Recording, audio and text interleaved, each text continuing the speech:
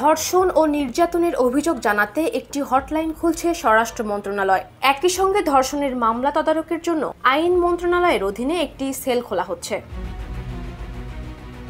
9 March সচিবালয়ে সমসাময়িক বিষয়ে সংবাদ সম্মেলনে আইন, বিচার ও সংসদ বিষয়ক উপদেষ্টা আসিফ নজরুল একথা জানান। এ সময় স্বরাষ্ট্র উপদেষ্টা লেফটেন্যান্ট জেনারেল অবসরপ্রাপ্ত মোহাম্মদ জাহাঙ্গীর আলম চৌধুরী উপস্থিত ছিলেন।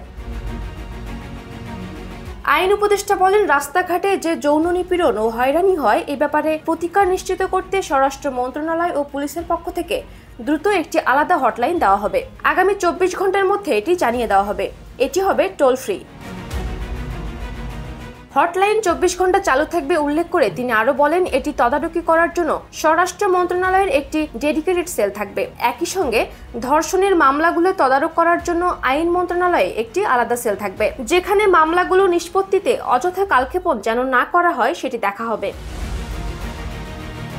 বাংলাদেশে এখন নারীর প্রতি যে সহিংসতা হচ্ছে এটি কোনোভাবেই মেনে নেওয়া হবে না জানিয়ে আইন উপদেষ্টা বলেন, এই সরকারের পুরো প্রশাসন এসব মামলায় সুবিচার নিশ্চিত ও সব ধরনের যৌন হয়রানি বন্ধের প্রশাসনিক ব্যবস্থা গ্রহণের ক্ষেত্রে বদ্ধপরিকর। এ সময় দিনাজপুরের শিশু ধর্ষণ মামলায় যাবজ্জীবন কারাদণ্ডপ্রাপ্ত আসামি সাইফুল ইসলামের জামিন আপিল বিভাগে বাতিল হয়েছে বলেও জানান তিনি।